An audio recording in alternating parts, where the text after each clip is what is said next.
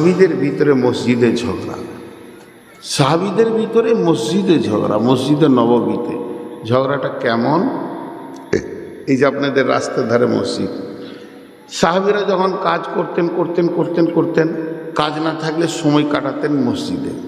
চলো একটু জিকির করি, সুবহানাল্লাহ আলহামদুলিল্লাহ, 2 রাকাত নফল নামাজ পড়ি। তো একজন সাহাবী একটা এরকম বাঁশের খোঁটা করে নিয়েছে, কাঠের খোঁটা করে নিয়েছে, ঠিক মসজিদের মেন গেটের একটু পাশাপাশি গেড়ে ওটাকে ভালো করে সিলিয়ে দেখে নিল যে হ্যাঁ মজবুত হয়ে গেছে, তারপর উজু টুজু করে 2 রাকাত নামাজ পড়ল। আর একজন ঠিক ওই টাইমে এসে হাজির। খোঁটাকে গেলে রে, মসজিদের দরজার পাশে খোঁটা, দেখতো কোন মাথা মোটা খোঁটা গেড়েছে, করে তুলে ওই দিকে ছুঁড়ে ফেলে দিলে। উজু করে ঢুকছে আর মসজিদে বলছে যত মাথা মোটা মদিনাই বাস, যেখানে সেখানে খোঁটা গাড়ায়, হুঁশ নেই। এবার যে খোঁটা গেড়েছিল ও সালাম ফিরছে, সালাম ফিরে দেখে আসি তো খোঁটা করছিল এখানে। গিয়ে দেখি খোঁটা নাই, ফুটা আছে। খোঁটা নাই, ফুটা আছে, খোঁটা ওইখানে পড়ে আছে। তখন ও আবার ওর নামাজ পড়ছে, তো কিছু না বলে ওর পেছনে বসে তসবিহ করছে। তার মানে তো খালি সালাম ফির, তারপরে তোর ব্যবস্থা হচ্ছে। রসুলের সাহাবী, রসুল বেঁচে আছে, ই সালাম ফিরেছে, তোর গায়ে হাত দিয়ে বলছে আসসালামু আলাইকুম। কি মিষ্টি কথা, আস্তে আস্তে তিতা হবে। ওয়ালাইকুম আসসালাম। বুঝো খোঁটাটা কে তুললে? কে গাড়লে? তুই গাড়লি কেন? তো তুই তুললি কেন? তোকে গাড়তে বলেছিলাম না, তোকে তুলতে বলেছি আমি? চিল্লি মসজিদের ভিতরে। নবী হুজরা থেকে দেখছেন কি ব্যাপার হয়েছে, এই চুপ করো। যেই চুপ করো বলেছে তো চুপ হয়ে গিয়েছে। সাপের মুখে জড়ি পড়লে যা হয়, রসুলের একটা কথাতেই ওদের যথেষ্ট ছিল। কি হয়েছে তোমাদের? কিন্তু আমাদের হলে ক্রস হয়ে যেত। ও খোঁটা তুলেছে, ও বলতো ও ঘেরেছে, কিন্তু ওরা নিজেদেরটা বলছে আমি খোঁটা তুলে ফেলে দিয়েছি, তুমি? আমি গেড়েছিলাম। বসো। এবার মসজিদটা হয়ে গেল আদালত, বিচার করবেন রাসূলুল্লাহ সাল্লাল্লাহু আলাইহি ওয়াসাল্লাম। সব সাহাবীরা বসে আছেন। এখানে কেস কি? খোঁটা গাড়া আর খোঁটা তোলা, দুটাই রসুলের সাহাবী। এই খোঁটা তুলনেওয়ালা, তুমি বলো কেন তুললো, তোমার মনের দিলের নিয়ত বলো। জি। এবার বলছেন ইয়া রাসূলুল্লাহ, ইয়া হাবিবাল্লাহ, ও শফিউল মুজনাবিন রাহমাতুল লিল আলামিন, আমি মসজিদে নামাজ পড়তে এসে দেখছি খোঁটা গাড়া আছে। তাহলে খোঁটা থাকলে টক্কর লাগবে, মানুষ পড়ে যাবে, বিপদ হবে। এর জন্য আমি অনেক চিন্তা ভাবনা করলাম, যদি এখানে খোঁটা থাকে তাহলে তো মানুষের অনেক ক্ষতি হয়ে যেতে পারে। তাই আমি খোঁটাটাকে তুলে দিলাম। সর্বোপরি মসজিদকে পরিষ্কার পরিচ্ছন্ন রাখা, আমি আল্লাহকে খুশি করার জন্যে, আল্লাহর নিয়তে, ভালো কাজের উদ্দেশ্যে খোঁটাটা তুলে দিয়ে মসজিদের আশপাশকে পরিষ্কার করে দিলাম। আপনারা বিচার করেন, এতগুলো ঠান্ডা মাথায় লোক বসে আছেন, ঠিক করেছে না ভুল করেছে? কথা বলে না? ঠিকই করেছে। এবার বললে তুমি বসো। নবী বলছেন তুমি বসো। ও খুঁটা গাড়নেওয়ালা, তুমি কেন খুঁটা কেড়েছো? এবার তুমি বলো। খুঁটা গাড়নেওয়ালা উঠে দাঁড়ালেন। দাঁড়ানোর পর বলছেন ও দয়ার নবী গো, এটা হলো মদিনা মানওয়ারা, এটা মসজিদে নববী। এটা হলো মদিনা মানওয়ারার মসজিদে নববী। আর মসজিদের গেটের সামনে এটাই হলো বাণিজ্যের রোড। এদিকে হলো সিরিয়া শাম, দক্ষিণে হলো মক্কা। তা মক্কার লোকেরা শামে যায়, শামের লোকেরা মক্কায় যায়। তারা উট গাধা ঘোড়া বোঝাই করে মাল নিয়ে চলে যায়, আবার মাল বিক্রি করে আবার মাল নিয়ে দেশে আসে। যখন তাদের নামাজের টাইম হয়, মসজিদে নামাজ পড়ে উজু করে, উট বড় চঞ্চল জানোয়ার, উটগুলোকে খোলা ময়দানে ছেড়ে দিয়ে তারা তাড়াহুড়ো করে নামাজ পড়ে বেরিয়ে যায়। আমি খোঁটাটা কেড়ে দিলাম। ওই বাণিকের দলেরা, ওই বাণিজ্যের লোকের দলেরা, ওই বণিকেরা তাদের নামাজের টাইম হলে উটগুলোকে খোঁটাতে বেঁধে দিয়ে নামাজ পড়বে। বলেন এবার ঠিক করেছে না ভুল করেছে? ইও ঠিক করেছে। এবার বিশ্ব নবী বিচার কেমন দেখেন। নবীজি বলছেন, ও খুঁটা গাড়নেওয়ালা আর খুঁটা তুলনেওয়ালা, তোমরা দুজনে তোমাদের নিয়তের কারণে দুজনই জান্নাতি। তো মসজিদে ঝগড়া হতেই পারে। হ্যাঁ, ফ্যানটা চালিয়ে দিয়ে গল্প করছে, এই যে ফ্যানটা বন্ধ করে দেবে, যে গল্প করছে ই বন্ধ করে দেবে। ও হয়তো জিকির করছিল, বন্ধ করে দেবে। এই বন্ধ করলি কেন? তো তুই তো বসে বসে খালি আরাম করছিস, জিকির করছি।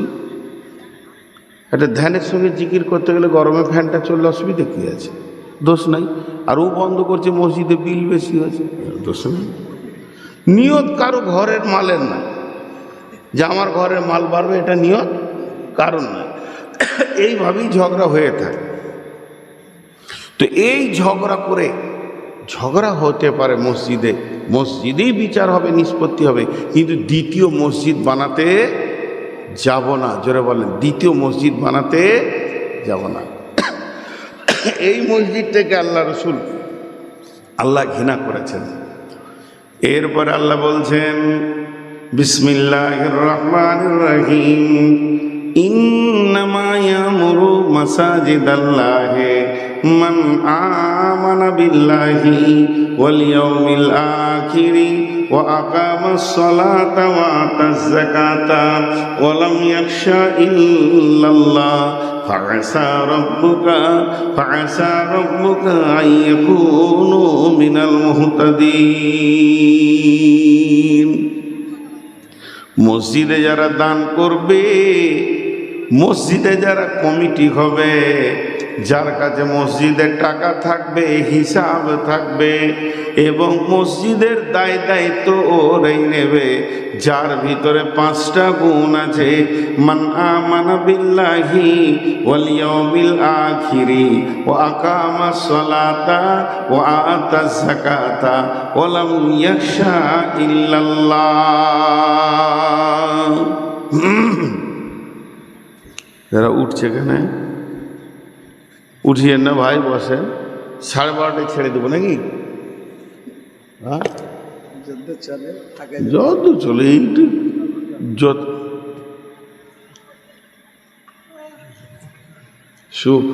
এগুলো লোক খুব চালাক তো,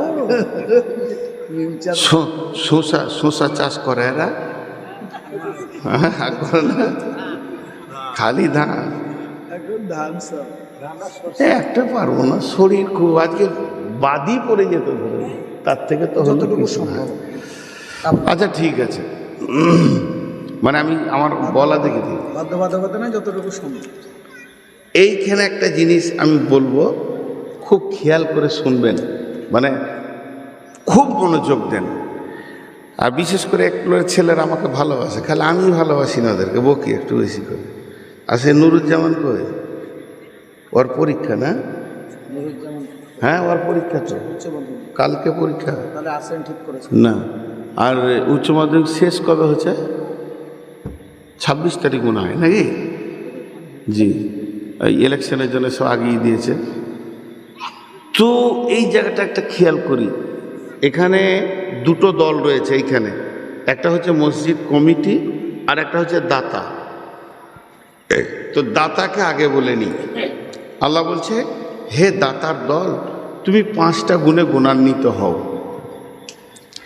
ইয়ামুরু, ইয়ামুরু শব্দটার আবিধানিক অর্থ দেখভাল বলা যেতে পারে। মসজিদ ভাঙা গুনহানা নেকি? মসজিদ ভাঙা গুনহানা নেকি? কে বললেন? পুরাতন মসজিদ ভাঙতে হবে নেকি? 2 দিন যদি ভেঙে দেয় তো নেকি হবে না? আজীব ব্যাপার। ইয়ামুরু শব্দটা ওইটাই, যে মসজিদের কল্যাণ করো। ভেঙে যদি কল্যাণ হয় ভাঙো, তখন নেকি। গড়ে যদি ওর কল্যাণ হয় তো গড়ো। বুঝতে পারছেন কথাটা? আমি বোঝাতে পারলাম? তা আল্লাহ কোরআনে বলছেন, ইন্নামা ইয়ামুরু মাসাজিদাল্লাহি, ইন্নামা ইয়ামুরু মাসাজিদাল্লাহে।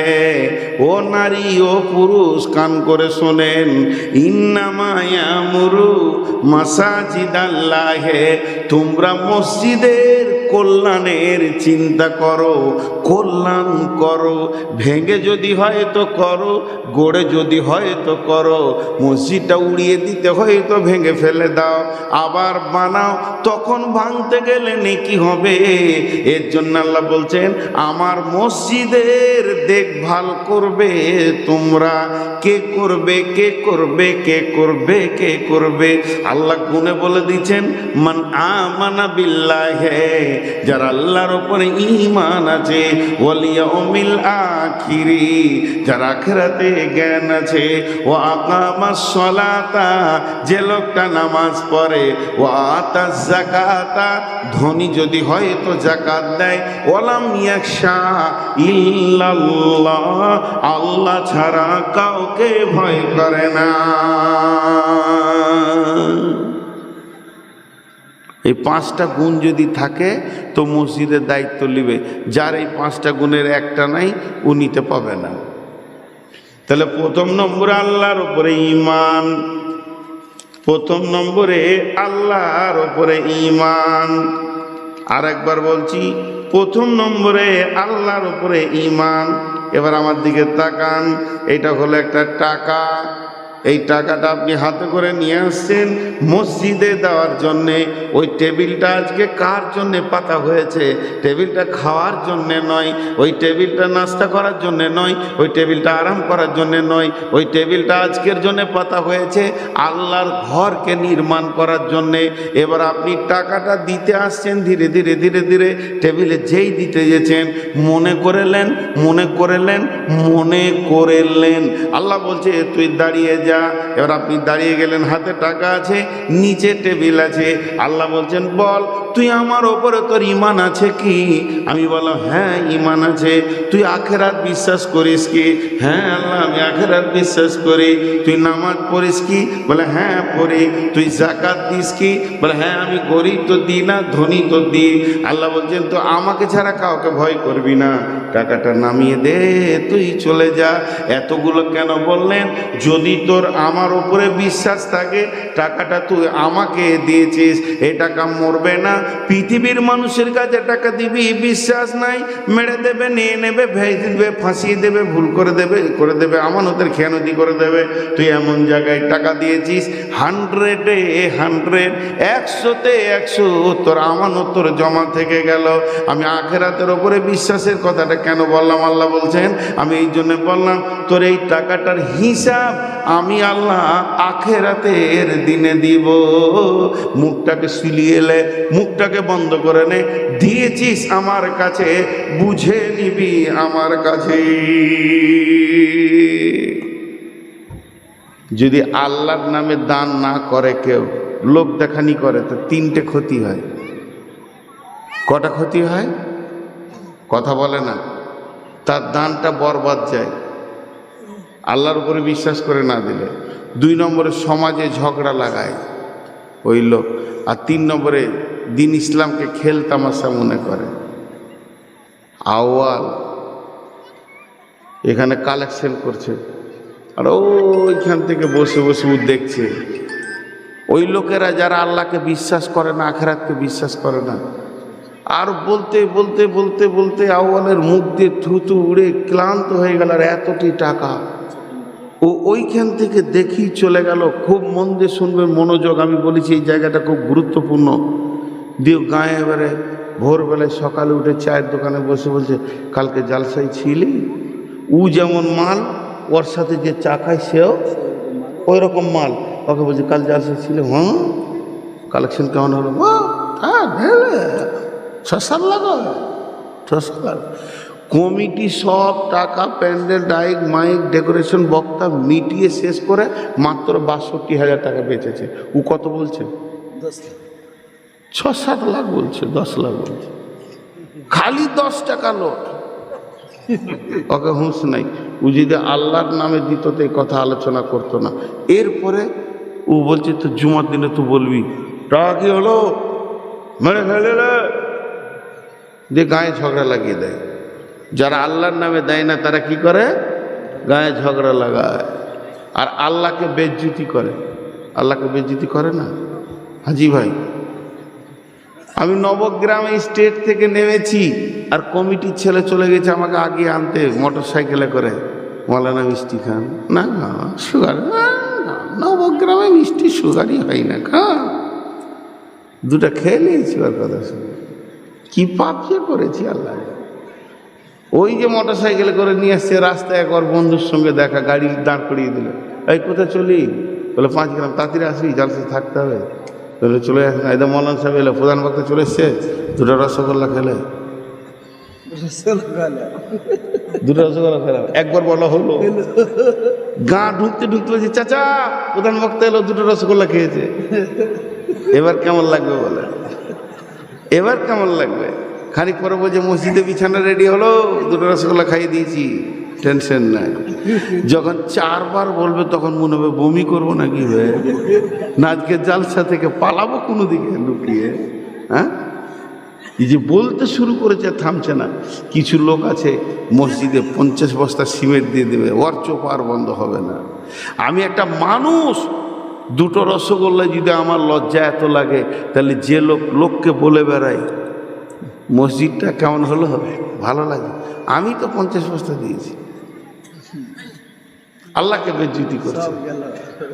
একদিকে দান নষ্ট হলো, দ্বিতীয় আল্লাহকে বেজ্জতি করছে, তৃতীয় আখেরাতে কিছুই পাবে না। ওই জন্য আল্লাহ বলছে তুই দান কর, আমাকে বিশ্বাস আছে বলে হ্যাঁ, তাহলে তুই টাকা দে। 2 নম্বর, তোর আখেরাতের বিশ্বাস আছে কি? সেই দিনটা হিসাবের দিন। ওই দিন তুই চিল্লিয়ে চিল্লিয়ে বলবি, আল্লাহ আমার 50 ব্যাগে সিমেন্টের দামটা দাও, আমাকে লজ্জা লাগবে না? সেই দিনটা বদলা দেওয়ার দিন। আমি তোকে ডেকে লাখো লোকের সামনে বলবো, অমুক মসজিদে তুই দিয়েছিলি 20 বস্তা, লে দামটা নিয়ে নে। এর জন্য বলছে আখেরাত পর্যন্ত মুখকে তুই সিলিয়ে নে, দান কর। ও আকামাস সালাতা, আজান শুনে তুই নামাজ পড়। বড় বড় দাতা আছে নামাজ পড়ে না? বড় বড় দাতা আছে না নাই? ওই ইসলামকে খেলতামাশা মনে করে। আপনাদের এইদিকে দড়ির উপরে বাচ্চা ছেলে হাঁটে দেখেছেন? এরকম করে বাঁশ বেঁধে দেখেছেন? আপনাদের সভাপতি সাহেব একটা খেলা দেখছে ওরকম আর 50 টাকা দিয়ে দিয়েছে। আমি বললাম টাকা দিলে ভালো লাগলো? খেলাটা ভালো লাগলো? বলে হ্যাঁ ভালো লাগলো। খুব ভালো লাগলো?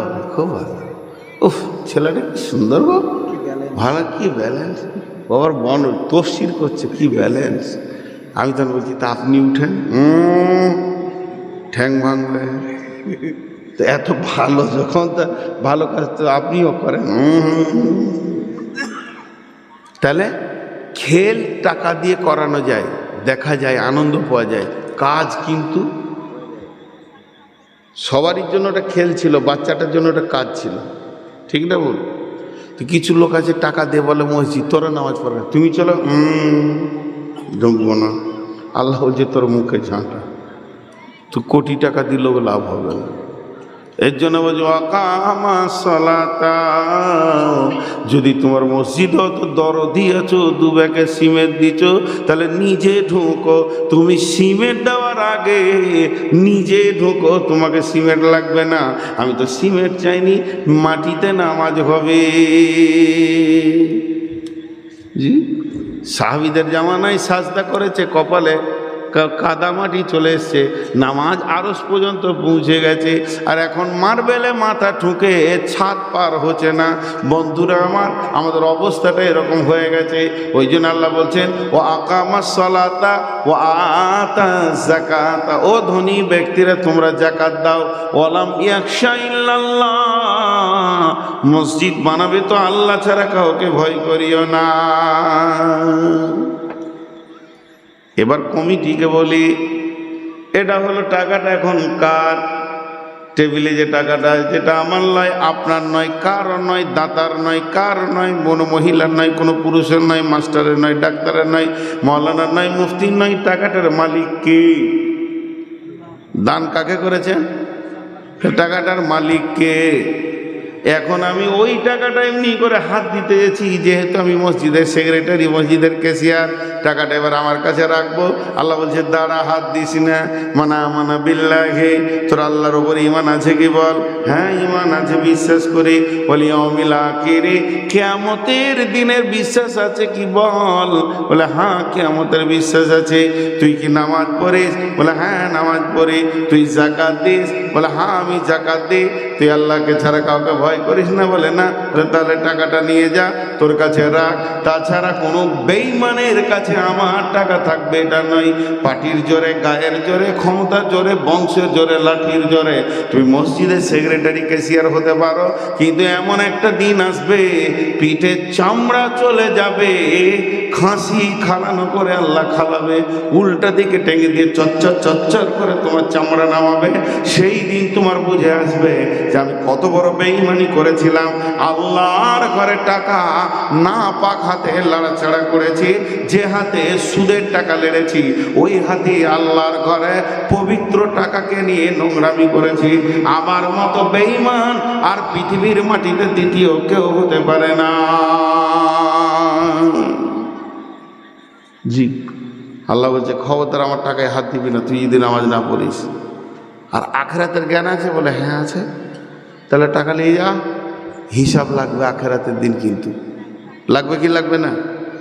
মসজিদের যার দায়িত্ব আছে ক্যাশিয়ার, জুমার দিন উঠে বলছে জুমা করার লোক বসে যান, সব বসে গেল।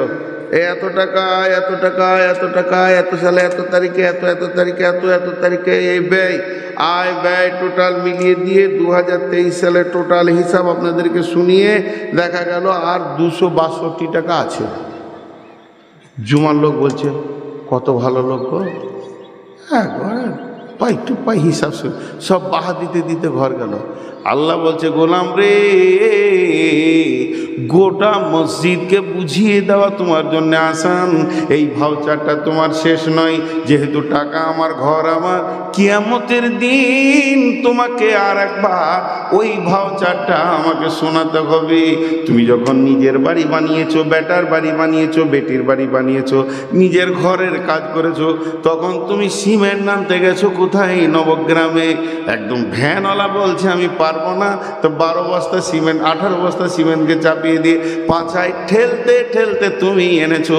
কুলি করনি, টাকা নষ্ট হয়ে যাবে, 2 জন ধরে ধরে চাপিয়েছো। রডের কুলি করনি, আর কিছু করনি, আর ঘর থেকে মুড়ি খেয়ে গেছিলে। সমস্ত কাজ করে এসে বাড়িতে আবার তুমি দুপুরে ভাত খেয়েছো।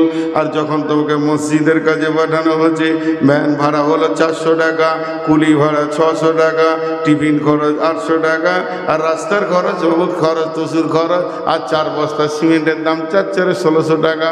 তুমি 1600 টাকার মাল আনতে নিয়ে 3500 টাকা টিফিন খেয়েছো। এসো তোমার হলার মেপে ছেড়ে দিব আমি আল্লাহ। তোমার ঘরটা যেদিন হয়েছিল সেদিন কুলি লাগাওনি, রসগোল্লা খাওনি, সেদিন তুমি কত কষ্ট করে চলেছো। আর আল্লাহর ঘর বানাতে গিয়ে খালি ভাউচার মেরে মেরে শেষ করে দিলে। এসো তোমাকে একদিন কিয়ামতের দিন সোজা করে নিব। তোমার খরচা কত হতে পারে, আয় কত হতে পারে, ব্যয় কত হতে পারে। এর জন্য আমার আল্লাহ বলছেন ওয়ালাম ইয়াখশা ইল্লাল্লাহ, আল্লাহ ছাড়া কাউকে ভয় করিও না। জি, আল্লাহ নিবে না ভাউচার কিয়ামতের মাঠে? খালি মসজিদের সেক্রেটারি হওয়া নয়, খুব খুশি, ওর গা গরম হয়ে গেছে সহ্য করতে। কিন্তু মসজিদের, শুধু এখানকার কথা বলছি, ডানে বামে তাকানোর এমনও আছে, দাঁড়ান একটু আগাতে দেন, এমন আছে যে পুঙ্খান্ন হিসাব রাখে। ওয়ালাম ইয়াখশা ইল্লাল্লাহটা কেন বললেন? এর ঘটনাটা জানেন? পাবলিকও কম খচ্চর লয়। সত্য একটা ঘটনা শোনাই আপনাদেরকে। এমনও মসজিদের ক্যাশিয়ার আছে, আল্লাহর কসম দিয়ে বলছি, এমনও মসজিদের ক্যাশিয়ার আছে, ও হাট বাজার চলাফেরা যা করে নিজের খরচা, 1 টাকা না লাই মাদ্রাসায়, না লাই মসজিদে। একটা সভাপতি আছে, নাম করব না, মাদ্রাসার যতবার মিটিং হবে, মিটিংয়ে তো খেতে দেয়, খাওয়া দাওয়া এমনি করে দেখে মোটামুটি আমি যা খেয়েছি তাতে 350 টাকা হবে। হেড বলো না, এই 500 টাকাটা চেক কেটে উমান সাহেব খায়নি, আছে লোক নাই? আরে বলেন নাই? আছে।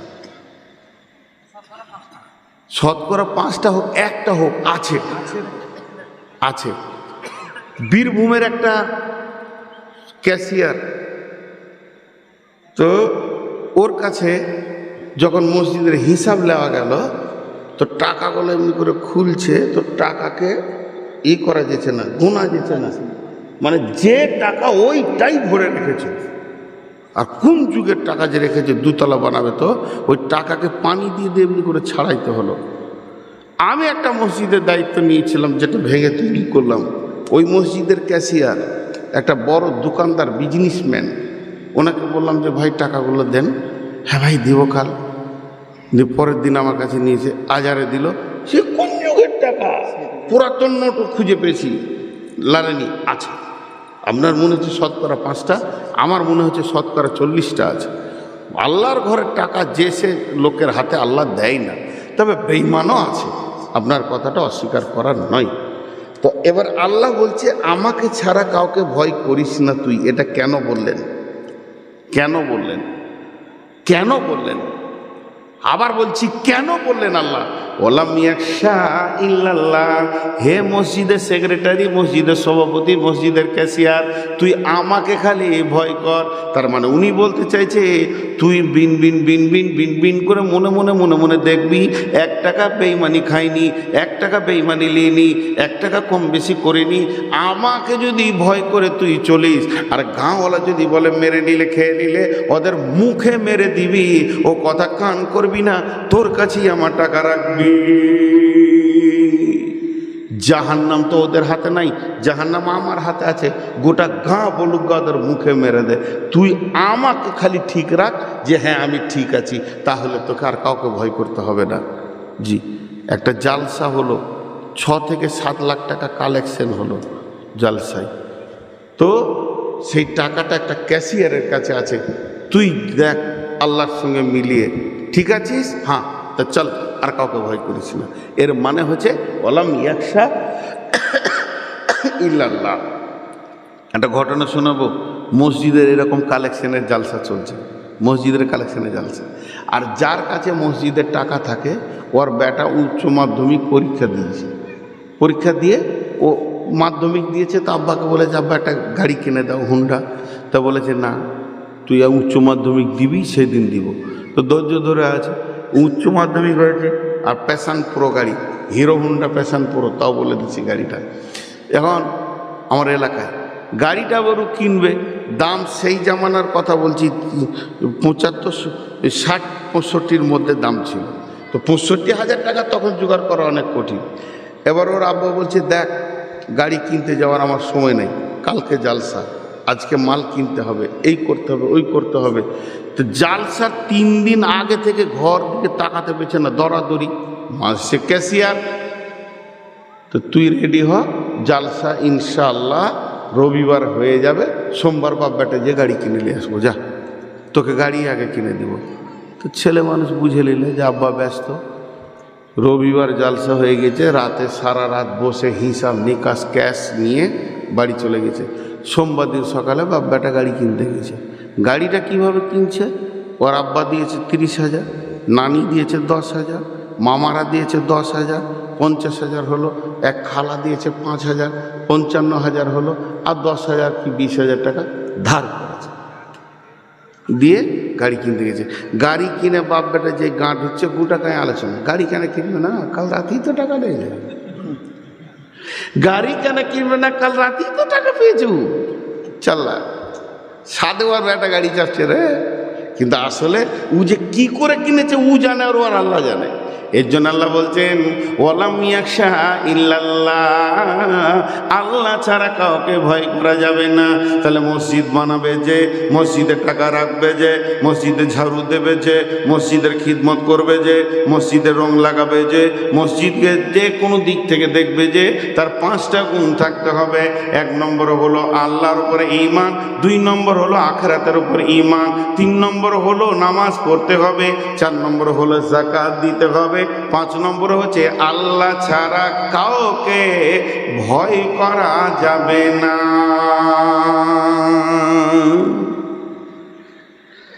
আল্লাহ ছাড়া কাউকে ভয় করা যাবে না, এর আর একটা ব্যাখ্যা আছে। মসজিদ বানাতে গেলে কিছু বেঈমানরা আটকাতেও আসে, জান দিয়ে দাও, শহীদ হয়ে যাও, আটকানো যাবে না। আপনার বীরভূমের পাশে আপনারা বাস করছেন, আমরাও বাস করছি। বীরভূমে একটা মসজিদ হয়েছিল, 2 মিনিট লাগবে ইতিহাসটা আমি ছোট্ট করে শুনিয়ে দিচ্ছি। একটা ছোট্ট নবগ্রামের থেকে বড় বাজার আছে, বাজারটা নবগ্রামের 5-7টা নবগ্রাম লাগবে এরকম বাজার। তো বাজারের মাঝে পুকুর, পুকুরের চারিদিকে দোকান। জি ভাই, ধ্যান দিয়ে শোনেন কাকে মসজিদ বানানো বলে। চারিদিকে দোকান। তো এই পুকুরের অংশ হচ্ছে 53টা। কয়জনের বললাম? 53 জনের অংশ। 53 জনের মধ্যে 52 জন মুসলিম, ভুল বললাম, 23 জনের অংশ। 23 জনের মধ্যে 22 জন মুসলিম, 1 জন হিন্দু। ওটাই পড়ে আছে হিন্দুটা, হ্যাঁ মুসলিমের দোকান। এবারে সমস্ত মুসলিম ছেলেরা গিয়ে ওকে বলেছে যে কাকু আপনি আর একা আমাদের মাঝে থেকে কি করবেন, ওটা আমাদেরকে দিয়ে দেন, আমরা মসজিদ বানাই, তাহলে আমাদের বাজারে একটা মসজিদও হবে, আমাদের নামাজ টামাজ পড়া হবে। তো হিন্দু ভদ্রলোকটা বলেছে ঠিক আছে, মসজিদ যদি তোরা বানাস, সত্য কথা বলিস, তোরা যে টাকা দিবি, 10 টাকা দিবি, আমি 10 টাকা নেব। আর তখন রানিং ওর দাম চলছে 1 কাঠায় 8 লাখ 10 লাখ। আজ থেকে 10 15 বছর আরও বেশি হয় না, আমি ইমামতি করতাম, তাহলে আজ থেকে 23-24 বছর আগেকার ঘটনা। তখন 2000 ওই খুজুরিপাড়ার কথা বলছি আমি, নানুর থানা, হ্যাঁ খুজুরিপাড়া। তখন আমি ভেতর মসজিদের ইমাম। তো তখন 2.5-3 লাখ টাকা কাটা শতক। তখন বলছে ফ্রি দিব, 10 টাকা দিবি, রেজিস্ট্রি করে দেব যা মসজিদ করলে। আর যদি ব্যক্তিগত কিনিস 5 লাখ 6 লাখ লাগবে, পরিষ্কার কথা। ওরা বললো না মসজিদ, বলছে তোরা দলিল রেজিস্ট্রি করবে, যেদিন ডাকবি ওই দিন যাবো, যে অবস্থায় আছি যাব। হিন্দু লোকের ভাষা, যে অবস্থায় আছি যাব। এরই মধ্যে রাতের ভিতরে বেঈমান পঞ্চায়েত প্রধান, মুসলিমের বাচ্চা, তাকে বলা যাবে না, তার নামটা মুখ দিয়ে লিব না আমি জীবনেও। এ বেঈমান ওকে যে বলছে মসজিদ বানাতে গেলে বাজারে কোনো ঝগড়া হবে, কি হবে, পঞ্চায়েত সামালতে পারবে না। ও প্রধানকে উত্তর দিয়েছে, আমি একটা বাপের বেটা, আমার জীব একটা, আমি কথা দিয়েছি একটা মসজিদে রেজিস্ট্রি করব। হিন্দু বলছে করব, মুসলিম বলছে যাস। বিরাট দাঙ্গা।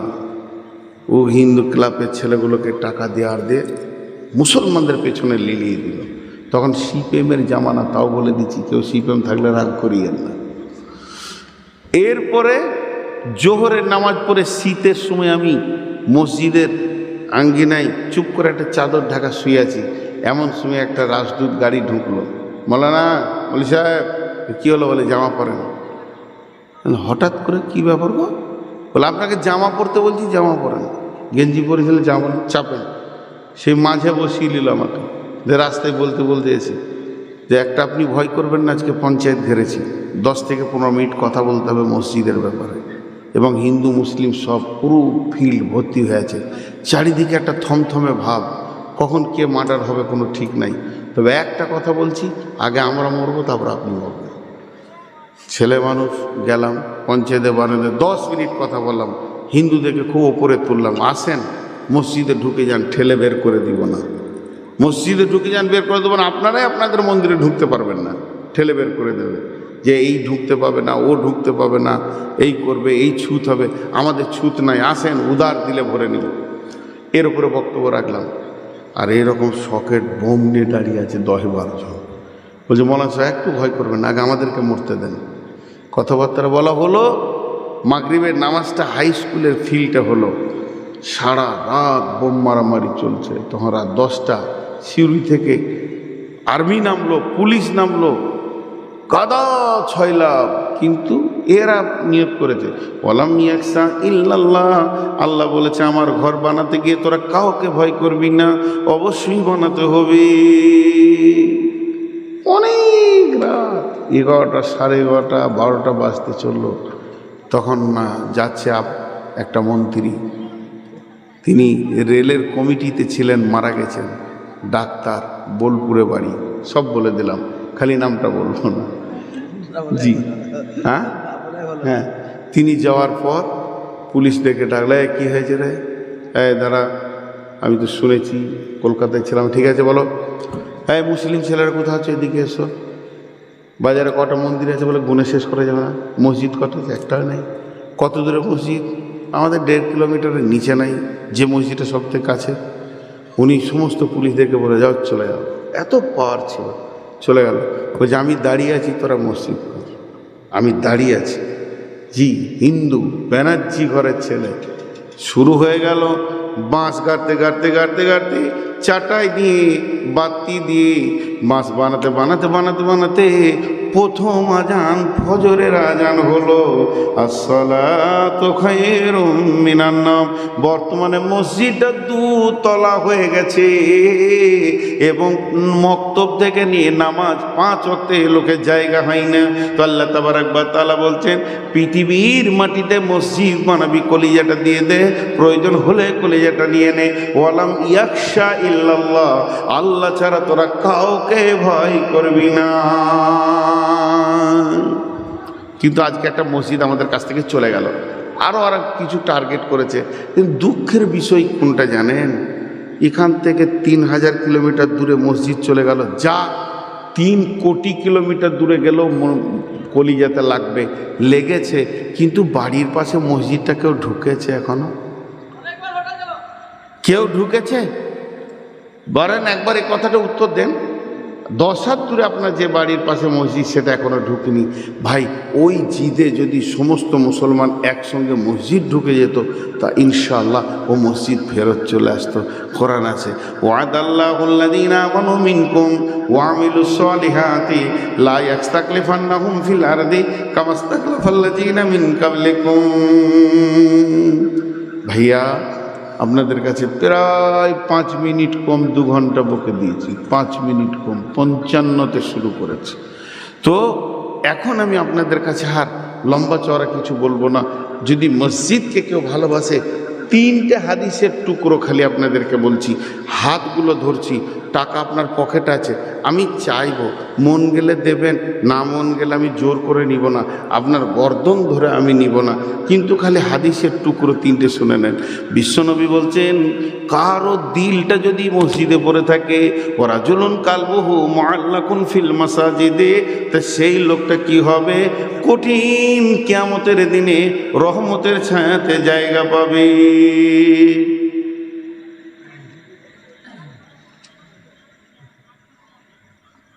কি হলো? রহমতের ছায়াতে জায়গা পাবে। দ্বিতীয় নম্বর হলো, বিশ্বনবী বলছেন, মান বানা লিল্লাহি মাসজিদান বানাল্লাহু লাহু বাইতান ফিল জান্নাতে। যে পৃথিবীর বুকে মসজিদ বানাবে, আল্লাহ তার জান্নাতে ঘর বানাবে। 3 নম্বরটা শুনেলেন, মা, বোন, বেটি, খালা যেগুলি আছে শুনেলেন। নবীজির জামানায় একটা মেয়ে মাঝে মাঝে এসে মসজিদকে পরিষ্কার পরিচ্ছন্ন করে দিয়ে চলে যেত। নবীজিকে না খবর দিয়ে মেয়েটা মারা গেছে, জানাজা হয়ে গেছে। নবীজি বলছেন, মেয়েটি কই, আর আসে না কেন? সাহাবীরা বললেন, রাসূলুল্লাহ, মেয়েটি মারা গেছে, জানাজা হয়ে গেছে। নবীজি বললেন, তার কবরের কাছে আমাকে নিয়ে চলো, আমি তার জন্য আল্লাহর কাছে মাগফিরাতের দোয়া চাইব। বন্ধুরা আমার, বিশ্বনবীর জামানায় মসজিদে নববীতে আঁধারে নামাজ হতো। এতটুকু পয়সা ছিল না যে একটা প্রদীপ কিনে জ্বালাবো। একজন সাহাবীর নাম বুরাইদা। হযরত বুরাইদা সর্বপ্রথম একটা মাটির পাত্রে চর্বি রেখে কাপড়ে, পুরাতন কাপড়কে পলতে বানিয়ে দিয়ে আগুন জ্বালিয়ে দিয়েছেন। নবীজি বললেন, কে জ্বালালে গো? মসজিদে কে আলী জ্বাললে? বুরাইদা মাথা নামো করছে, ভুল করলাম নাকি? কিন্তু নবী বলছেন, ও বুরাইদা, তুমি আলোটা জ্বালিয়ে কি লাভ করেছো শুনে লাও। তুমি আমার মনকে কেড়ে নিয়েছো, আমার দিলকে কেড়ে নিয়েছো। যদি তুমি আমার মনকে কতটা কেড়ে নিয়েছো তুমি শুনে লাও। আমার যদি 5 নম্বর কোনো মেয়ে থাকতো, কিংবা কোনো মেয়ের বিয়ে হতে বাকি থাকতো, এখনই তোমার সাথে বিয়ে দিয়ে আমি জামাই বানিয়ে নিতাম। মসজিদ কত দামি জায়গা। আর আল্লাহ রসুল আফসোস করে একটা কথা বলেছেন, জাহারাতিল আসওয়াত ফিল মাসাজিদে। এই কিয়ামতের আগে মসজিদটাকে বটুখানার মতো জোরে জোরে গল্প করবে। এইটা করে ফেলেছি, বাকিগুলো করছি না। তা মেয়েদের কাছে একটা ঝাঁটার দাম নিব, সেই কোনো মা আছেন, একটা ঝাঁটার মূল্য কত? 25 টাকা। সব থেকে বেশি দাম কত? 5 লাখেও শেষ হবে না। যেই কাবা শরীফে যেগুলো ঝাড়ু দিচ্ছে মেশিনে, 5 লাখ 10 লাখ দাম। বাপজি বসেন, কালেকশনের সময় পালিয়ে যাওয়াটা ভালো মানুষের লক্ষণ লয়। বা বসেন, জি ওখানে কিছু দেন, 2-4 বস্তা সিমেন্ট। আর যারা পুরুষ তারা একটা আলোর দাম দেন, একটা বাল্ব 20-50 টাকাতেও পাওয়া যায়। আর একটা ভালো যদি ইনভার্টার নেন 30-40 হাজার টাকাও লাগে। বিধায় আমি সব রকম বললাম, মা বোনেদের কাছে কালেকশন লওয়ার বিষয়টা কি আছে? মেয়েদের কাছে যেভাবে নেওয়া হচ্ছে চাদর আছে ওখানে দিয়ে দেন। আর পুরুষ যে কজনই আছেন দেখেন, বাবজি কালেকশনের কথা শুনে উঠে নিজে দিয়ে গেল। হিসামউদ্দিন মাস্টার একটা হিসামউদ্দিন শেখ একটা বালিক, গাফফার শেখ 2 ব্যাগ সিমেন্ট, রনি শেখ 100 টাকা 2 ব্যাগ সিমেন্ট, আর আজিদ শেখ 100 টাকা। আর এটা কি? কলিমুদ্দিন শেখ 5 বস্তা সিমেন্ট। এই চলে যাচ্ছেন কেন? শুনেন আমার কথাটা, কিছু না দিলেও 10টা টাকা আমার হাতে দিয়ে যান। যটা লোক বসে আছেন 10 টাকা করে দিলেও তো কিছু হবে বাবা। একবারে পুরো নীল অবস্থায় কেউ যাবেন না।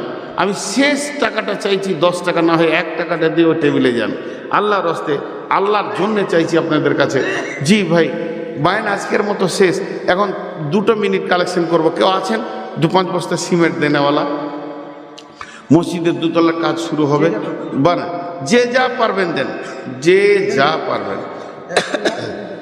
যা পারবেন মাশাআল্লাহ দেন, আল্লাহর রাস্তায় দেন। এই আল্লাহ দানগুলো তুমি কবুল করে। আবার ওনারা চাদর নিয়ে গেছেন, দেন ওখানে দেন। 10, 20, 50 যে যা পারবেন দেন। খালি একদম করিয়েন না। যজন বসে আছেন একদম খালি না। জি মা বোনেরা চাদর গেছে, সকলে দোয়া করেন। সুবহানাকা আল্লাহুম্মা ওয়া বিহামদিকা ওয়া আশহাদু আল্লা ইলাহা ইল্লা আনতা আস্তাগফিরুকা ওয়া আতুবু ইলাইকা। দেন যে যা পারবেন আল্লাহর রাস্তায় দেন। যতটা আপনার ক্ষমতা আছে অতটা পরিমাণে দেন। জি পেছন দিয়ে যেন না ভাই, আমার চাদরে ওখানে বা টেবিলে 2, 10, 20, 50 দিয়ে যান। জাযাকুমুল্লাহ, হাইয়াকুমুল্লাহ, বারাকুমুল্লাহ, মাশাআল্লাহ। জি বাপ, জাযাকুমুল্লাহ। দেখেন সোনা 200 টাকা দিলেন।